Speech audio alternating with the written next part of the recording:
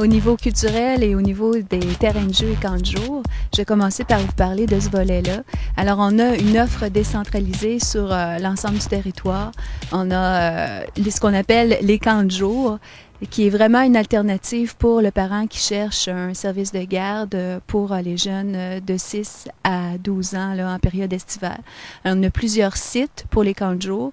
On en a un à la polyvalente de Thetford qu'on appelle le Club Vacances.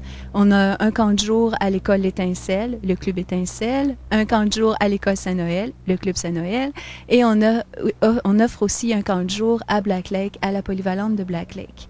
Et puis pour le volet terrain de jeu, ça c'est une offre qui est décentralisée aussi. Alors les enfants sont accueillis par l'équipe d'animation entre 9h et 16h du lundi au vendredi. On a un site à Robertson, un site au parc La Ritournelle à Thetford Sud, et on a également à Black Lake la possibilité de s'inscrire pour un programme 2 jours semaine là, par catégorie d'âge, 6-8 ans ou 9-12 ans. Et pour compléter tout ça, on a un volet qu'on appelle Animation 4-5 ans, qui est à la Maison de la Culture, et ce sont 2 demi-journées par semaine.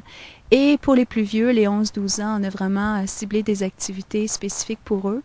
Et c'est ce qu'on appelle le Club Aventure. Ça s'adresse aux 11-12 ans et c'est offert à l'école Saint-Gabriel. Alors, grosso modo, assez rapidement, ça fait le tour de l'offre d'activités pour ce qui est des camps de jour et les terrains de jeu. Et on a plusieurs ateliers qui sont offerts à la Maison de la Culture. On a des ateliers de danse, ballet jazz.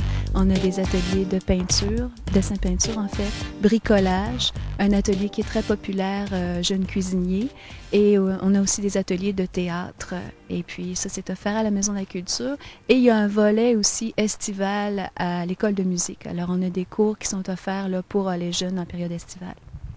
Pour la période d'inscription, alors on s'inscrit quand? Alors on complète le petit coupon qu'il y a dans la petite brochure Loisirs et Culture. Et je pense que ça, c'est vraiment intéressant pour les gens qui veulent réserver leur place, en particulier pour les camps de jour où c'est quand même contingenté. Là, il y a une limite aux inscriptions. On vous incite fortement à vous inscrire par la poste. Sinon, on fait des inscriptions en personne les 7 et 8 mai à la Maison de la Culture de 16h à 19h.